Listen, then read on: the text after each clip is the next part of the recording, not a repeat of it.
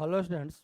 आज हम लोग जेईई एडवांस 2015 में पूछे गए हीट एंड थर्मोडायनेमिक्स का क्वेश्चन डिस्कस करते हैं। देखिए क्वेश्चन क्या है। An ideal monoatomic gas is confined in a horizontal cylinder by a spring loaded piston as shown in the figure. देखिए ये एक सिलेंडर है और इसमें आइडियल गैस भरा हुआ है, पिस्टन से यहाँ क्लोज किया हुआ है, इधर स्प्रिंग लगाया हुआ है डायग्राम में। Initially gas is at temperature T1, pressure P1 and volume V1 and A spring is in its relaxed state. देखिए इस स्टेटमेंट में यहाँ थोड़ा सा डायग्राम में कुछ प्रॉब्लम है। देखिए ये जो आइडियल गैस का प्रेशर है P1, टेम्परेचर है T1 और वॉल्यूम है V1। अब अगर प्रेशर P1 है और पिस्टन का एरिया अगर A मान लें तो प्रेशर इनटू एरिया, ये फोर्स लगेगा राइट साइड। अब इस साइड के बारे में कुछ नहीं बोला है। अगर इस साइड वैक्यूम एज्यूम कर लें हम लोग तो फिर ये फोर्स इस पिस्टन को राइट साइड ढकेलेगा और ये स्प्रिंग कंप्रेस्ड स्टेट में जाएगा। लेकिन इनिशियली लिखा है कि ये रिलैक्स्ड स्टेट में है। अब ये रिलैक्स्ड स्टेट में है, इसका मतलब कि इस साइड का भी प्रेशर P1 ही है और P1 इंटू एरिया, इधर की ओर भी फोर्स लग रहा है, तभी ये पिस्टन इक्विलिब्रियम में रहेगा। अब अगर ये प्रेशर P1 है, इसका मतलब कि यहाँ कोई गैस होगा, और अगर कोई गैस होगा तो जैसे ही इधर कोई प्रोसेस करेंगे हम लोग, ये अगर राइट साइड जाएगा तो फिर इसका वॉल्यूम चेंज होगा, वॉल्यूम चेंज होगा, प्रेशर भी चेंज होगा। इसके बारे में कोई इन्फॉर्मेशन क्वेश्चन में नहीं दिया हुआ है। तो एक्चुअल में इस सिचुएशन को हम लोगों को इस तरह से सोच के बनाना चाहिए। जैसे देखिए यहाँ एक छोटा सा डायग्राम प्लॉट करते हैं हम। ये आपका पिस्टन है और ये स्प्रिंग है अपने नेचुरल लेंथ में, और अब यहाँ इस साइड जो प्रेशर है P1, वॉल्यूम दिया है V1, टेम्परेचर दिया है T1, तो इधर एक फोर्स लग जाएगा P1 इंटू एरिया, और यही एटमॉस्फेरिक प्रेशर हम लोग एज्यूम कर लेते हैं। बाहर का भी प्रेशर यही P1, तो P1 इंटू एरिया। अब ये दोनों एक दूसरे को बैलेंस कर दिया और ये स्प्रिंग अपने रिलैक्स स्टेट में रह सकता है। तो हम लोग इसी सिचुएशन के अनुसार इस क्वेश्चन को बनाएंगे। यहाँ डायग्राम में थोड़ा सा इसको क्लोज कर दिया, ये प्रॉब्लम लग रहा है, ये ओपन टाइप का, इस टाइप का होना चाहिए सिचुएशन। खैर आगे देखते हैं question. The gas is then heated very slowly. अब गैस को हीट किया जा रहा है to temperature T2, pressure P2 and volume V2। अब इसको हीट करेगा। देखिए हीट एनर्जी जो है यहाँ दो पार्ट में खर्च होगा। एक तो इसका इंटरनल एनर्जी को इंक्रीज करेगा, क्योंकि हीट अगर दे रहे हैं तो हम लोग एज्यूम करेंगे कि टेम्परेचर बढ़ रहा है तो इंटरनल एनर्जी इंक्रीज करेगा। और दूसरा कुछ ये गैस वर्क करेगा इस पिस्टन को राइट साइड ढकेलने में। During this process the piston moves out by A distance x। दे भी दिया है कि ये पिस्टन x दूरी से आगे मूव करता है। Ignoring friction between piston and cylinder the correct statements is are. अब इन ऑप्शंस में से हम लोगों को चूज करना है। तो देखिए क्या क्या कैलकुलेट करना है हम लोगों को। पहला ऑप्शन में अगर देखें, if V2 equals 2V1 and T2 equals 3T1, then energy stored in a spring is 1/4 P1V1। देखिए आपका इनिशियल सिचुएशन जो था, एक बार फिर से ड्रॉ कर लेते हैं डायग्राम हम लोग। ये इनिशियल सिचुएशन है, यहाँ स्प्रिंग अपने रिलैक्स्ड स्टेट में है और यहाँ का प्रेशर है P1, वॉल्यूम है V1, टेम्परेचर है T1। तो इधर से फोर्स लगेगा P1A, और बाहर का भी प्रेशर चूंकि P1 ही एज्यूम किए हम लोग, तो P1A यहाँ से भी लेफ्ट साइड फोर्स लगेगा और ये इक्विलिब्रियम में है। यहाँ से ये सिस्टम आता है इस स्टेट में। अब यहाँ जो आपका स्प्रिंग है ये कंप्रेस्ड हो गया। कितना कंप्रेशन? तो कंप्रेशन x। तो अगर कंप्रेशन x तो ये इधर फोर्स लगाएगा कितना? kx, स्प्रिंग कांस्टेंट k, और इनटू x, क्योंकि पिस्टन x से आगे बढ़ा है, ये क्वेश्चन में दिया हुआ है साफ साफ।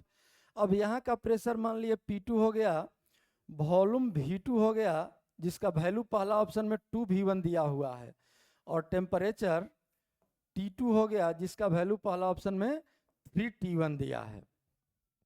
यही आपका सिचुएशन है। तो अब देखिए यहाँ से ये x जो है हम लोग x आसानी से लिख सकते हैं। कैसे? यहाँ वॉल्यूम था V1, अब वॉल्यूम हो गया 2V1, तो इंक्रीज इन वॉल्यूम कितना? Delta V equals V1, 2V1 minus V1, और V1 equals area A, base का एरिया, पिस्टन का एरिया, और इंटू x लेंथ आगे ट्रेवल किया है, इंटू x। यहाँ से आपका x सॉल्व हो गया, कितना आ गया V1/A। अब यहाँ देखिए हम लोगों को एनर्जी स्टोर्ड इन स्प्रिंग निकालना है। तो स्प्रिंग का एनर्जी आप लोग पढ़े होंगे हाफ के एक्स स्क्वायर।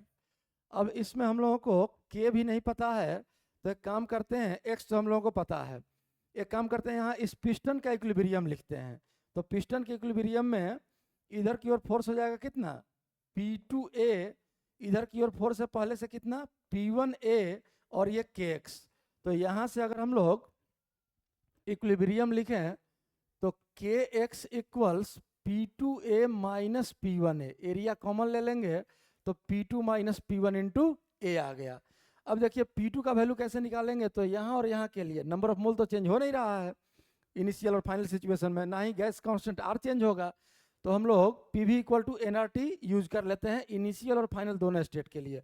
पहले फाइनल के लिए लिख लें, तो प्रेशर देखिए P2 और वॉल्यूम देखिए 2V1 और इक्वल्स नंबर ऑफ मोल मान लिए n जो दिया नहीं है, R यूनिवर्सल गैस कांस्टेंट और टेम्परेचर 3T1 फाइनल स्टेट में, और इनिशियल कितना हो जाएगा P1V1 इक्वल्स nRT1।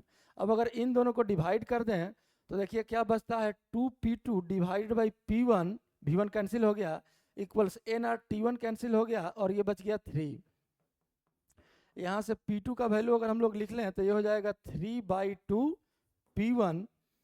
और अब अगर हम लोग KX का वैल्यू सॉल्व करें तो this implies KX equals P2 minus P1। P2 है 3/2 P1 माइनस P1, ये आ गया हाफ P1 और इनटू एरिया A।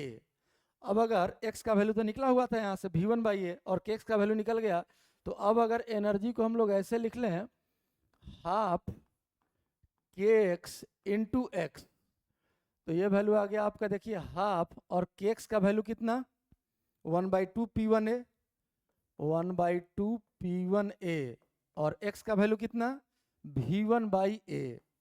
तो यहाँ से A कैंसिल हो गया और ये वैल्यू आ गया 1/4 P1V1। जरा देखिए पहला ऑप्शन क्या है 1/4 P1V1, मतलब पहला ऑप्शन आपका सही है।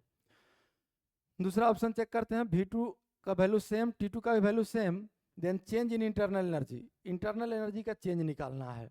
तो देखिए delta U change in internal energy, ये स्प्रिंग का एनर्जी है, स्प्रिंग में stored energy. Delta U equals आप जानते होंगे पढ़े होंगे NCV delta T।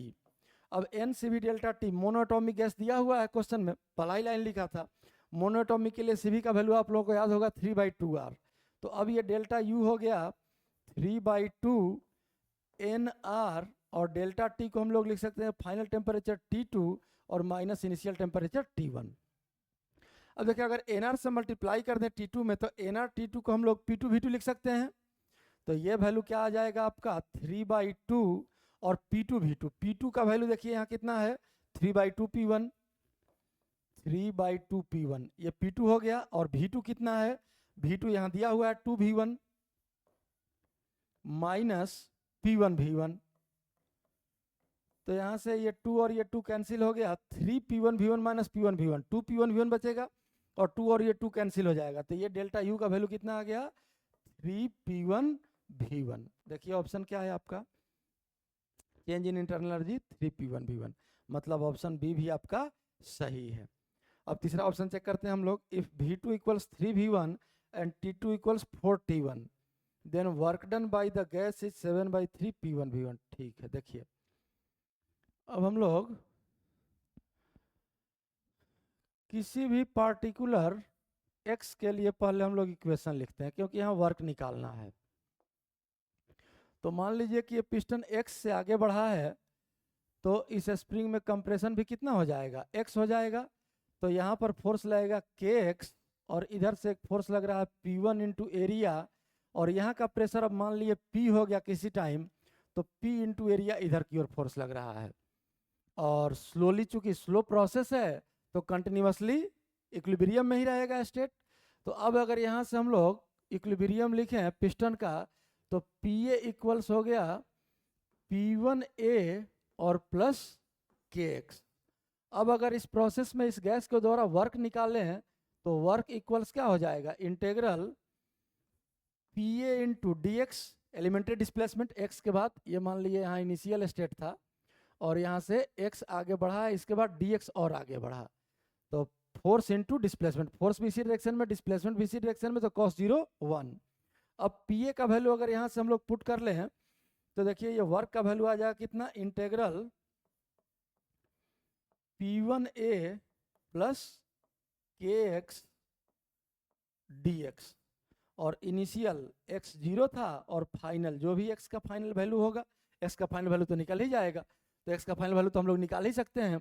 Final volume देखिए कितना दिया है, V2 दिया हुआ है थर्ड ऑप्शन के लिए 3V1, और इनिशियल वॉल्यूम तो V1 था, तो यहाँ से डेल्टा V हम लोग लिख सकते हैं कितना, तो डेल्टा V का वैल्यू हो जाएगा आपका 2V1, और डेल्टा V का वैल्यू क्या होगा, तो length moved by piston multiplied by area of the piston, तो यहाँ से हम लोग लिख सकते हैं x फाइनल, x का final value 2V1 by area.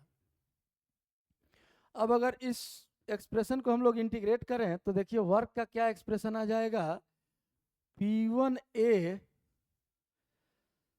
dx का इंटीग्रेशन, ये कांस्टेंट है बाहर हो जाएगा, और dx का इंटीग्रेशन x, लिमिट पुट करेंगे x final minus 0 into x final, और प्लस हाफ k और x फाइनल का स्क्वायर, के एक्स डी एक्स का इंटीग्रेशन, के कांस्टेंट बाहर, x dx का x² बाई 2।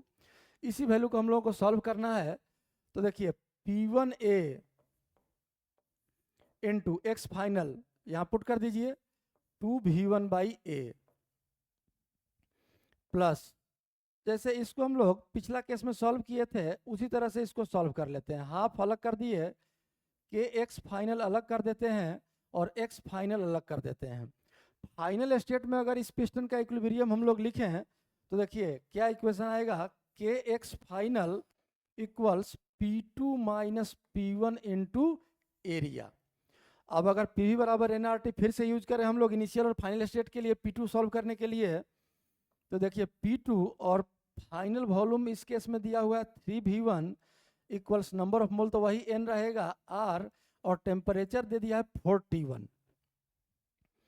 इनिशियल था P1 V1 इक्वल्स nRT1। अब अगर इन दोनों को डिवाइड कर दें 3P2 बाई P1 इक्वल्स 4 आ गया, तो यहाँ से P2 का वैल्यू हम लोगों का सॉल्व हो गया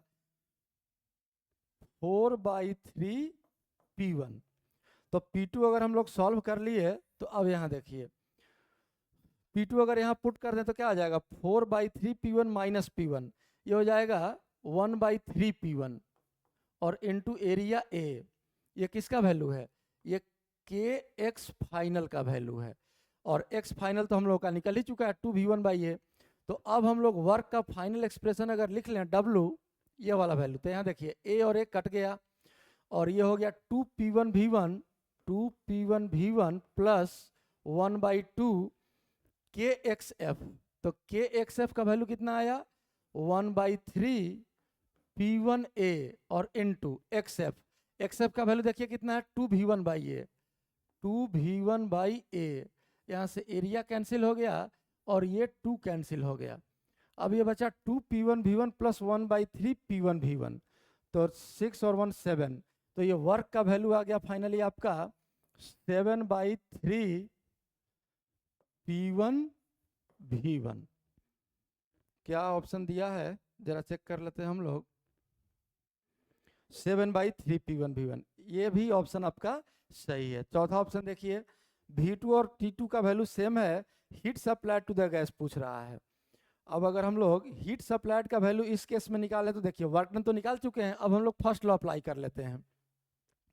फर्स्ट लॉ अप्लाई करने के लिए पहले डेल्टा U लिख लेते हैं, तो मोनोटॉमिक गैस है 3/2 RCV हो जाएगा, और N CV और डेल्टा T को क्या लिख सकते हैं T2 माइनस T1, फिर से यहाँ nRT2 P2 V2 और माइनस nRT1 P1 V1, तो ये वैल्यू आ जाएगा कितना आपका 3/2 P2 का वैल्यू हम लोग जस्ट सॉल्व किए हैं इस केस के लिए, P2 आया 4/3P1, 4/3P1 P2, V2 कितना दिया हुआ है इस केस में, V2 का वैल्यू है 3V1, P2 V2 minus NR T1 के जगह पर P1 V1 लिख सकते हैं। तो ये देखिए 3 और ये 3 कैंसिल हो गया, ये 3 कैंसिल हो गया, और 4P1 V1 minus P1 V1 3P1 V1, तो 3 इंटू 3 कितना हो गया 9/2 P1 V1। तो ये वैल्यू आपका आ गया 9/2 P1 V1। अब अगर हम लोग फर्स्ट लॉ अप्लाई करें तो Q equals W plus delta U। तो W का वैल्यू यहाँ निकला हुआ है कितना 7/3 P1 V1, P1 V1 common ले लेंगे, और प्लस डेल्टा U का वैल्यू कितना है 9/2 P1 V1, P1 V1 common ले लिए, और ये फाइनली एक्सप्रेशन आ गया आपका। एलसीएम आ जाएगा यहाँ से कितना 6, और 3 से डिवाइड किए तो 2 14, और प्लस लिख ही लेते हैं इक्वल्स ये हो गया 14, और प्लस 2 से डिवाइड किए तो एलसीएम 6 है, 3 आया, 9 इंटू 3 27, और ये आ गया P1 V1। अब इन दोनों को अगर ऐड कर दें हम लोग तो 7 और 4 11, तो ये हो जाएगा 41/6 P1 V1। ये 6 है, 41/6 P1 V1। देखिए चौथा ऑप्शन में हीट का वैल्यू क्या दिया है 17/6 P1 V1, तो ये ऑप्शन आपका गलत हो गया। तो आपका इस केस में इस क्वेश्चन में सही ऑप्शन कौन कौन सा है A, B और C। और देखिए यही आपका सॉल्यूशन है। पहला दोनों ऑप्शन के लिए हम लोग इस पेज में चेक किए थे, सॉल्व किए थे, और तीसरा और चौथा ऑप्शन के लिए हम लोग इस पेज में सॉल्व किए हैं, और यही फाइनली आपका सॉल्यूशन है।